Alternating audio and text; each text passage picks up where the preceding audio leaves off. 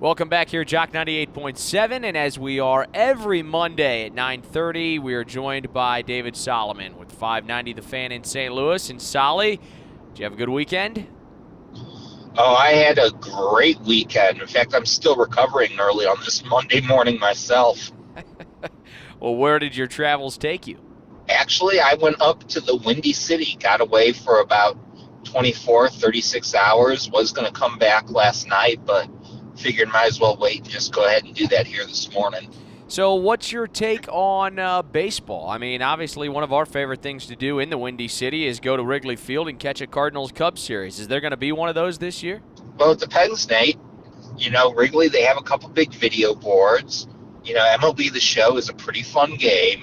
So you could plug in a PlayStation, put it on the video boards, and then you could have the Cardinals and Cubs playing series at Wrigley Field, because that's the only way I think it's going to get done. Yeah, I tend to agree with you. I think it's trending in that direction. Major League Baseball, the union, delaying a planned vote on the league's latest proposal for a season, further reducing the chances of games. I mean, they are trying to start the season by July 19th. They were... it seemed getting closer last week with the owner saying, okay, we're going to give you full prorated pay at 60 games. The players came back with 70, and it appears as though the owners are really stuck on that 60 number being the economic driver for them. Oh, yeah, the owners are using this and capitalizing. I mean, I'm not saying the players aren't too, but the owners, it seems especially, to try to squeeze every last dollar out of the players. It's a bad look, really, on both sides, but especially for the owners. And I think there's more than that that's going to keep them from playing. But the owners certainly haven't been showing that they legitimately care about the fans. And I think the fan is really getting lost in all this. And at the end of last week, we saw Major League Baseball decide to close all 30 teams' spring training facilities, thus complicating the issue even more as some of the states that have opened up have begun to see some surges in positive tests. So at this point right now, it's really hard to see Major League Baseball coming back for a number of factors, but them closing their spring training complexes is not a great start. No, and that is totally unrelated, I think, to the labor strife. That is strictly a consequence of COVID-19. And I know that they don't need their training complexes, that a lot of teams, I think, were planning on training in their home cities. But the fact that you have such hot spots, and, Dunedin, that was supposed to be a backup home if the Blue Jays weren't going to be allowed to play games in Toronto. You have two teams in Florida already, and the Rays and the Marlins, as well as the Diamondbacks in Arizona. I mean, you have teams in these hot spots, and they aren't going to be using a bubble system. A player can go, grab food for their family or run to the drugstore and the like. And if you're having such outbreaks where just going out puts you at risk, there's no way you're going to be able to get away with having a season like that. So what are the percentages right now you think that there is one Major League Baseball game played in 2020? For one game, I would say 33%. And if you want to say the odds of the World Series being played in 2020, I would say 10%.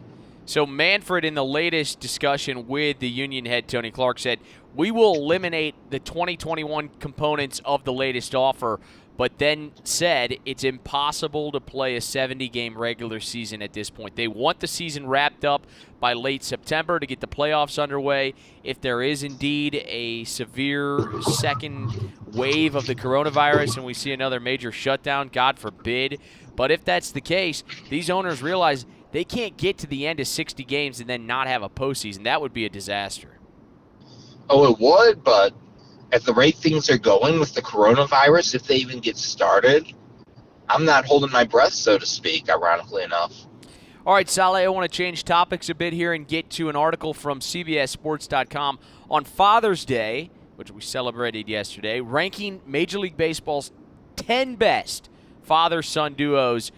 Let's just start with this top 10 list, and I'll get your thoughts. Starting at number 10, Mel Stottlemyre and Todd Stottlemyre. Of course, the Cardinals had Todd Stottlemyre for a time, and Mel, longtime pitching coach for the Yankees.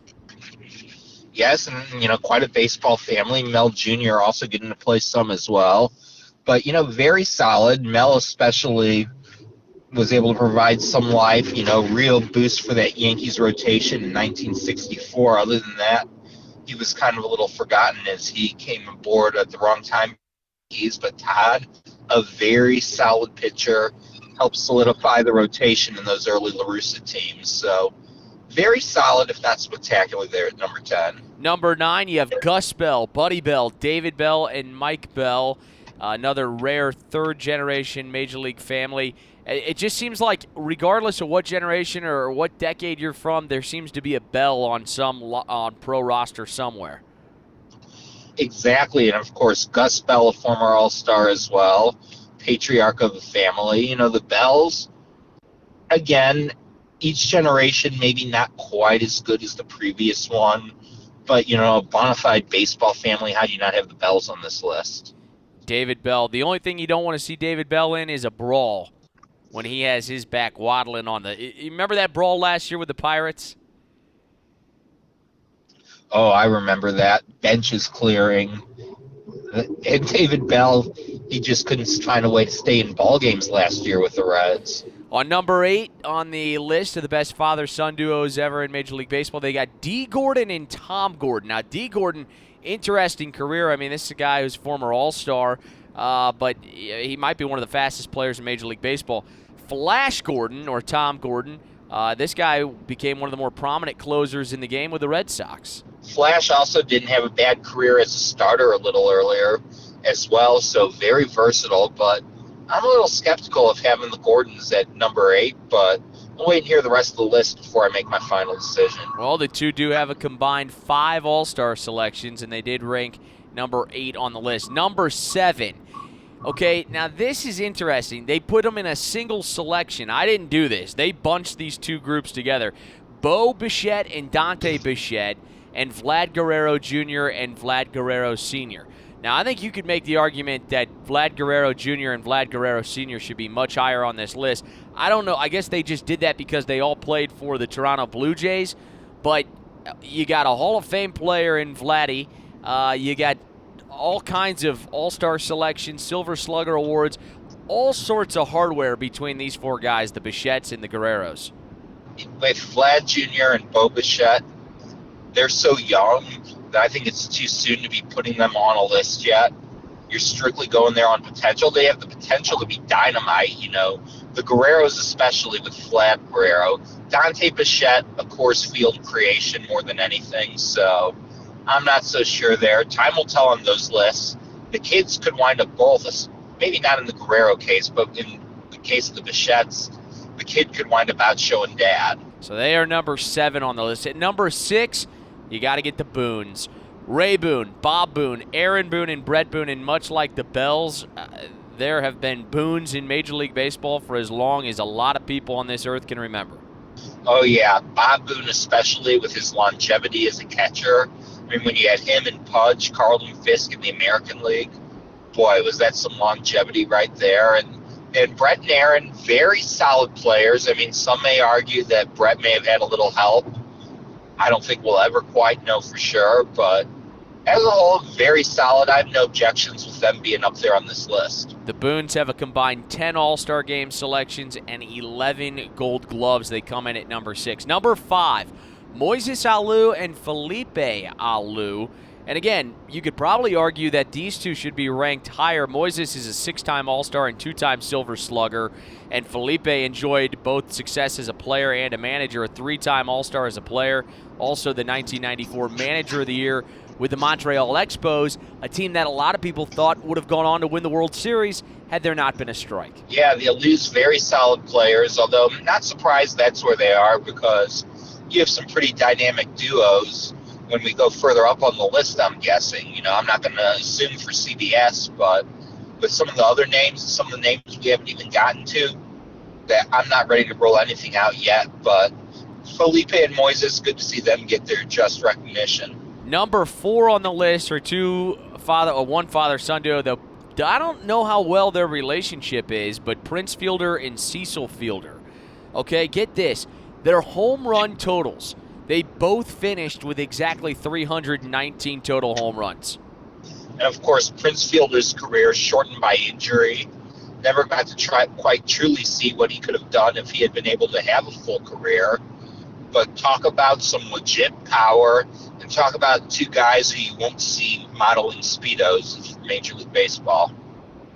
Number 3 on the list, Sandy Alomar. Sandy Alomar Jr. and Roberto Alomar. And Sally, as a Cleveland Indians fan, you probably remember, well, Sandy Jr. and Roberto very fondly during their stints in Cleveland. Yes, and they alone can almost carry Dad on this list, but Roberto Alomar may be one of the best second basemen of all time to play the game. You know, a force at the plate, could do a little of everything, and man, when he was a Gold Glove infielder, you know, he had this time in Toronto and Baltimore beforehand. It was a treat to see him play second base when he was in his prime, especially those 3 years with Omar Vizquel. And then Sandy, you know, injuries may have kept him from having a great career, but very solid, and he still managed to catch until he was 40, which with the injuries is all the more amazing. It's funny, if you go back and look at all-time second basemen that are in the Hall or just overall, whether they, you know, maybe get clumped into the steroid era or not, Roberto Alomar, I think, as you said, you could make the argument he is the best second baseman to ever play the game. Perhaps. He's definitely up there, and if you were going to make a team of all-time second basemen, you could easily argue for Roberto Alomar in his prime. But let's not forget that a guy like a Rogers Hornsby also was a second baseman, so I refuse to just automatically anoint Roberto Alomar the GOAT. Number 2 on this list, again, CBS Sports ranking the best father-son duos. David Solomon is our guest here on Jock 98.7. Ken Griffey Jr. and Ken Griffey Sr. How cool was it? They had this game on Major League Baseball, the network, the other day, when they went back-to-back in a game as teammates with the Mariners. They got to play with one another. Of course, Jr. in the Hall of Fame, 630 home runs, 13 All-Star selections, 10 Gold Gloves, and Sr. was no slouch himself, but Jr. definitely probably carried the torch. Oh, yeah, I mean, Sr. was a very solid player, but I think it was very fitting. You bringing this up, and with yesterday being Father's Day, I can't help but remember Jr. hitting 500 at Busch Stadium off Matt Morris with Dad in attendance. That's one of the all-time great Father's Day moments I've ever witnessed. Me too, and I happened to be at the game as a fan with my dad that day, and we sat about 2 rows behind Ken Griffey Sr. I've got a baseball signed by Ken Griffey Sr. from that day in which he hit the home run. In fact, the both teams were wearing light blue wristbands or armbands, whatever you want to call them, and I actually got one from one of the Cincinnati Reds players. I've got the ball and the band in a case at home. So a neat moment without question. And Griffey launched that ball off of Morris, and he got a standing ovation from the crowd at Busch Stadium. Not to be unexpected. Yeah, I talked to one person that day who wasn't so happy, and that was Matt Morris in the locker room when a reporter asked him, so how did it feel to be a part of history? Yeah. Well, I think even after watching Long Gone Summer, Steve Traxel's sitting there getting interviewed, and you think he wanted to be the guy to cough up a big home run? I don't think anybody wants to be remembered for the home run that they gave up. Unless it's in an all-star game. I don't think Adam Wainwright minded grooving one to Derek Jeter there, but if it's a game that counts, they don't want to do it. All right, Sally, number 1 on the list, Barry and Bobby Bonds. I mean, Barry Bonds, arguably one of the best players to ever wear a uniform. Bobby Bonds appearing in 3 All-Star games, 3 Gold Glove awards across a 14-year career, and his son has the Major League Baseball record of 762 home runs and a career 162.8 wins above replacement, and his stats are video game-esque.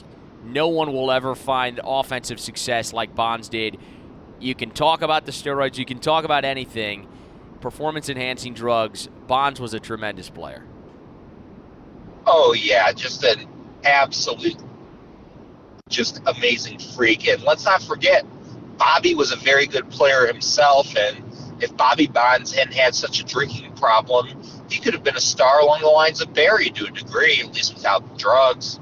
So here are the honorable mentions, just to see if any of these would have cracked your list. Adam LaRoche and Dave LaRoche, Dizzy Trout and Steve Trout, Jose Cruz and Jose Cruz Jr., Gary Matthews Jr. and Gary Matthews Sr., Yogi Berra and Dale Berra, Tony Gwynn Jr. and Tony Gwynn Sr., Raul Mondesi and Adalberto Mondesi, Lance McCullers Jr. and Lance McCullers Sr., Derek Rodriguez and Pudge Ivan Rodriguez, Fernando Tatis Jr., Fernando Tatis Sr., and Kevin Biggio and Craig Biggio. So definitely they left off the Hairstons. Yes, they did leave off the Hairstons.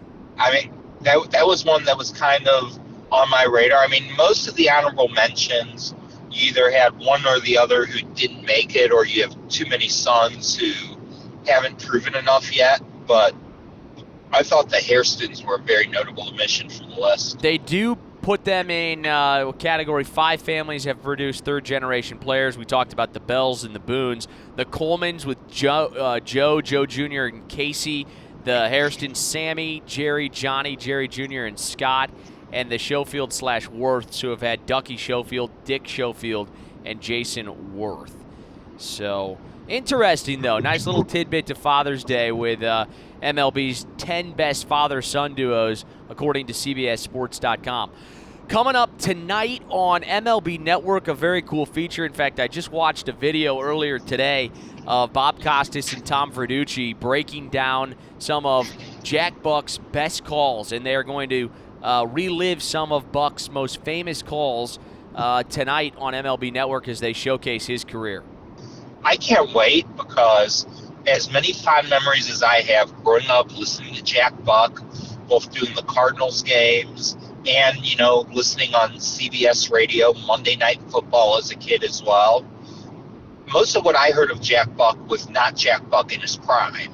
The McGuire calls, some of those I thought were actually some of his weakest, because instead of letting it come to him, a couple of those were scripted, especially, 61. So I can't wait to see Jack Buck again, truly in his prime, before he was more relying on his personality and his storytelling. Just truly see just how he painted a picture and how he called a game. In fact, the Cardinals radio network and their flagship station, St. Louis KMOX, recently aired Bob Forsch's first no-hitter in 1978, and the real treat was just to hear Jack Buck in his prime describing it as it happened. I will say, though, just hearing Jack Buck's audio on that Long Gone Summer documentary on ESPN, it just brought back memory. He just had an innate ability to call the game. You might say they weren't his best, but keep in mind his age and what he was battling at the time. Let's just understand he is the GOAT when it comes to calling a baseball game. Oh, he definitely is up there, and now's not the time to get into the discussion, did you want Jack Buck or Vin Scully or Harry Carey in his prime, Kurt Gowdy and the like, Red Barber. Now's not the time for that discussion. All right, Sally, I'm going to end with this. The NHL is taking another step towards coming back, sort of, even though there's a report that Premier player Austin Matthews has tested positive for COVID-19. But the league announced that it is set to begin Phase 3 of its return-to-play plan on July 10th. Phase 3 includes each of the 24 teams starting training camp. And as a result, the start date of Phase 4, which will include the return of play with clubs facing off in 2 undetermined hub cities. We don't know that date yet, but the fact that they are still planning on July 10th as implementing Phase 3 is a good thing for the NHL returning. I would just say this. When it comes to hub cities, they have already put the list out. Where do you think this is trending, if you have any opinion whatsoever on what these hub cities could be? I don't know. I would have said Vegas on there for sure, but with the way Vegas has opened up and COVID might be spreading, I wouldn't put that a lock. I tend to think that they'd probably be able to pull off Edmonton. I mean, I don't think you want a city. I mean, I know the players will be in a bubble, but I don't think you want a city with many distractions. So if they can work out the loopholes with the Canadian government, which they look like they were able to do, I could maybe see Edmonton pulling it off. As far as a second city, if they can't pull off Vegas, I don't know about Chicago. I know I was just there, but I really didn't go out much when I was there. I stayed pretty isolated, maybe even more so than at home. So if you can't pull off Chicago, I think that would be a next best bet. I would almost look at a dark horse market like a Columbus. It's all speculation, and for 95% of us, where they're playing the games really won't matter because even if you're a host city or a hub city, you might be hosting the other conference. Location really does not matter in this case, other than the physical facilities and overall welfare of players, staff, and anyone else on site. It is down to Chicago, Columbus, Dallas, Edmonton, Las Vegas, Los Angeles, Minneapolis, St. Paul, Pittsburgh, Toronto, and Vancouver. One hub city for the East, one hub city for the West. And again, July the 10th is when Phase 3 begins to be implemented by the National Hockey League. Sally, always a pleasure to catch up. Safe travels home from the Windy City in Chicago. And we'll catch up with you soon, partner. All right, you bet. It's just kind of disappointing that you're not going to be back in St. Louis because I'll be pulling up right around lunchtime. Did you get some deep dish pizza? I know last week we talked about pizza, and you were a proponent of Chicago-style pizza. Oh, yeah. My favorite in Chicago, Giordano's Lou Malnati's very good. Don't get me wrong. But it's a place called Pequod's. They've got one in the suburb of Morton's Grove, their original location, where I ate at yesterday, and then they've got another one in the Lincoln Park area. They actually bake cheese into the crust. It is totally, totally worth it. And I think I am finally just starting to get hungry almost 24 hours after eating it. Some people try to get out of the big city when you got a pandemic. Solomon goes, I'm going right for it. That's the time. That's the kind of determination we need, Sally, right there. Exactly. You know what? I lived my life. I went, ate on a patio. I got some carry-out ice cream. Otherwise, I stayed at a friend's apartment.